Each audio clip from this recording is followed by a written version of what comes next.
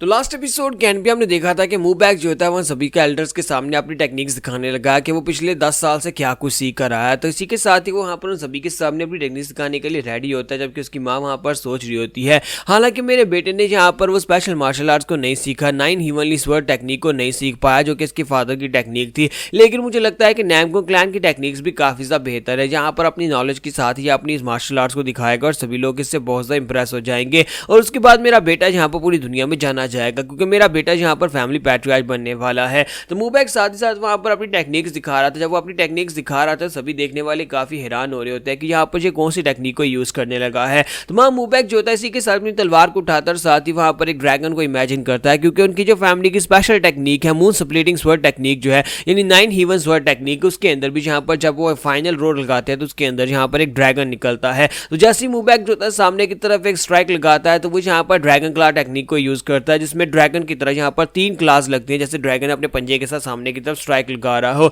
तो जो एल्डर्स इनकी फैमिली के होते हैं वो तो इस टेक्निक को देखते पहचान लेते हैं, क्योंकि उन लोगों ने यहाँ पर उसके फादर को ये टेक्निक परफॉर्म करते हुए देखा था। तो वो कहते हैं कि ऐसा कैसे हो सकता है इस लड़के ने तो यहाँ पर वाकई में ड्रैगन क्ला टेक्निक को मास्टर कर लिया है। ये ड्रैगन क्ला स्क्रैचेस टेक्निक है। वो एल्डर्स जंप करते हुए नीचे उतर आते हैं और आकर उस टेक्निक को देखते हैं तो उन्हें यहाँ पर ये टेक्निक बहुत ज़्यादा अमेजिंग लग रही होती है कि उसने यहाँ पर ग्राउंड के ऊपर इतना बड़ा क्ला का निशान बना दिया है। जबकि हमारी मिस जो होती है वो भी काफ़ी ज़्यादा खुश हो रही होती है और कहते हैं कि देखो ये मेरा बेटा है, मेरे बेटे ने जहाँ पर इस ड्रैगन क्ला टेक्निक को मास्टर कर लिया है। और दूसरी तरफ का सीन दिखाते हैं जहाँ पर मास्टर चुनजी खड़े होते हैं और उनके सामने एक बड़ा सा ड्रैगन अपीयर होता है और वो सभी लोग उस बड़े ड्रैगन को देखकर बहुत ज़्यादा हैरान होते हैं। तो ड्रैगन वहाँ पर उनके सामने खड़े होकर एक जोरदार दहाड़ लगाता है और इसी के साथ ही मास्टर चुनजी कहते हैं ये क्या है। और हमारा जोन जो होता है उसका ऑरा पहले से काफ़ी ज़्यादा बदल चुका होता है। तो हमारा जोन उसे कहता है कोई बुड्ढे घूसट कहेंगे, चलो अब यहाँ पर फुल स्ट्रेंथ के साथ फाइट करते हैं। मैं देखना चाहता हूँ कि तुमने यहाँ पर और क्या कुछ छुपा रखा है, क्योंकि तुमने पहले अपनी एनर्जी को छुपा रखा था। तो इसी के साथ ही हमारा जोन उसे कहता है कि अब आ जाओ मेरे पर अटैक करो। जबकि जोन की एनर्जी पहले से वाकई में बहुत ज़्यादा बदल चुकी होती है, क्योंकि जोन भी अब यहाँ पर सीरियसली फाइट करने लगा और उसकी बॉडी के अंदर से गोल्डन कलर की लाइटनिंग निकल रही होती है। वो गोल्डन कलर की लाइटनिंग जो होती है वो काफ़ी ज़्यादा पावरफुल लग रही होती है। और एल्डर जो होते हैं वो भी वहाँ पर सोच रहे होते हैं कि मैं यही तो देखना चाहता था,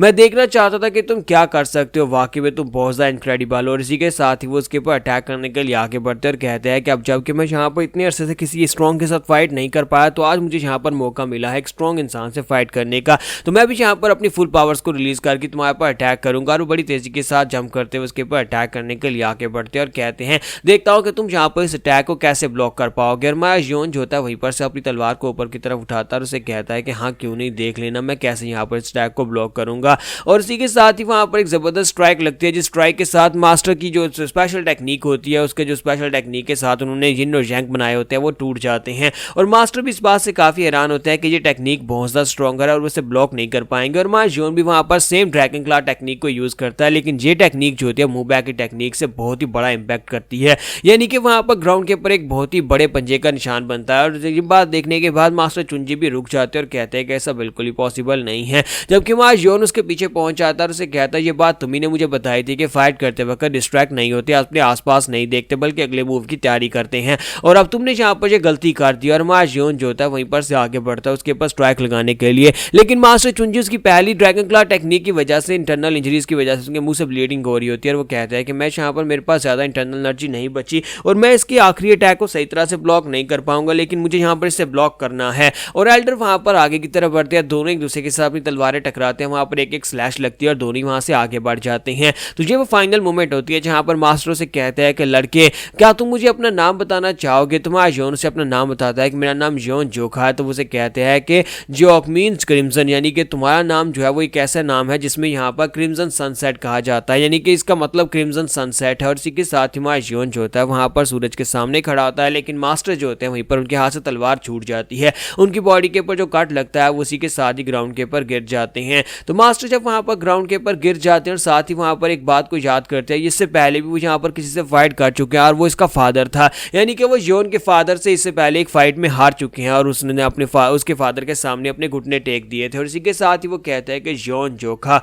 अब ये मत कहना कि तुम उसी के बेटे। और इसी के साथ ही मास्टर वहीं पर बेहोश हो जाते हैं। जैसे ही मास्टर वहाँ पर बेहोश हो जाते हैं तो वहाँ पर दिखाते हैं कि माँ जोन वहाँ पर अपनी तलवार लेकर खड़ा होता है और चीफ से कहता है कि चीफ हमने यहाँ पर इस फाइट को जीत लिया। और चीफ भी बहुत ज़्यादा खुश हो जाते हैं और वहाँ पर के साथ ही सभी लोग वहाँ पर चिल्ला चिल्ला कर कहते हैं कि हम लोगों ने इस फाइट को जीत लिया, हम लोगों ने इस फाइट को जीत लिया। चीफ जाकर हमारे जोन को अपने कंधे पर उठा लेते हैं और कहते हैं कि जोखा तुम बहुत ज्यादा अमेजिंग हो। हमने अपनी 5 पीक माउंटेन को बचा लिया, हमने जहाँ पर अपनी 5 पीक माउंटेन को बचा लिया है। तो मार्जोन भी काफी ज्यादा खुश हो रहा था और सभी लोग जहाँ पर इस बात से काफी ज्यादा खुश होते हैं। तो मानसू ग्रुप का मास्टर सोंग भागता हुआ अपने एल्डर के पास आता और कहता है कि मास्टर क्या आप ठीक है? मास्टर क्या आप ठीक है? आपकी बॉडी के अंदर तो काफी सारी इंटरनल इंजरीज लग रही है मास्टर, क्या वाकई में यहाँ पर हार के मुझे तो यकीन नहीं हो रहा। तो मास्टर उसे कहते हैं कि हाँ मैं यहाँ पर अपनी हार मान चुका हूँ। तो मास्टर सैंग उसे कहता है कि मुझे लगता है कि जल्दी से आपको डॉक्टर के पास लेकर जाना चाहिए क्योंकि आपकी बॉडी के अंदर काफी सारी इंटरनल इंजरीज लग रही हैं। तो मास्टर आगे हंसना शुरू कर देते हैं और उसे कहता है कि क्या तुमने यहाँ पर देखा, क्या तुमने देखा? अगर तुमने नहीं देखा लेकिन मैंने यहाँ पर देखा है, आज मैंने यहाँ पर आसमान के ऊपर एक आसमान को देखा है। यानी कि हमेशा से ये कहा जाता है कि कोई ना कोई हमेशा आपसे स्ट्रॉन्गर होता है और आज मैंने यहाँ पर इसको देख लिया है। और साथ ही वो उसे कहते हैं कि हम लोग यहाँ पर इनके 5 पीक स्ट्रॉन्ग होल्ड को डिसबैंड करने के लिए आए थे और इन्हें यहाँ पर सब्जुगेट करने के लिए आए थे, लेकिन अगर यहाँ पर एम्परर खुद अपने साथ अपनी रॉयल आर्मी को लेकर आए, मुझे लगता है कि तब भी वो ये नहीं कर पाएंगे। क्या तुमने इस लड़के को देखा? इस लड़के से फाइट कर पाना और इस लड़के को फाइट में हरा पाना नामुमकिन है। और इसी के साथ ही यहाँ पर ये बात बड़ी तेजी के साथ फैलती है जहाँ पर बताया जाता है कि से चुंजी हार चुके हैं। से चुंजी क्योंकि एक बहुत ही फेमस मास्टर है और जब यहाँ पर वो हार चुके हैं उसी वजह से हर एक जगह के ऊपर उसी की बात हो रही होती है कि 5 पीक माउंटेन के ऊपर एक बहुत ही स्ट्रॉन्ग लड़का है जिसने यहाँ पर से चुंजी को हरा दिया है। तो दूसरे बंदे उसे कहते हैं कि ऐसी बात बिल्कुल भी नहीं है, तुम यहाँ पर ऐसा कैसे कह सकते हो? एक सेक्टर एल्डर यहाँ पर एक माउंटेन बैंडेड से कैसे हार सकता है, वो भी एक बच्चे से? तो दूसरा शराबी उसे कहता है कि हाँ मैं सच कह रहा हूँ, मैंने खुद यहाँ पर ये बात सुनी है। वो माउंटेन बैंडेड जो कि तलवारों के साथ बहुत ज्यादा अच्छा है, वो कोई नॉर्मल नहीं है बल्कि वो एक मॉन्स्टर की तरह है। उस लड़के ने यहाँ पर उस मास्टर से चुंजी को बड़ी आसानी के साथ हरा दिया है। तुमने सुना नहीं है कि मास्टर से चुंजी अपने साथ अपनी आर्मी को लेकर गए थे, मानसू ग्रुप की आर्मी को लेकर वो वहां पर पहुंचे थे। वहां पर जाने के बाद दोनों में बैटल हुई थी।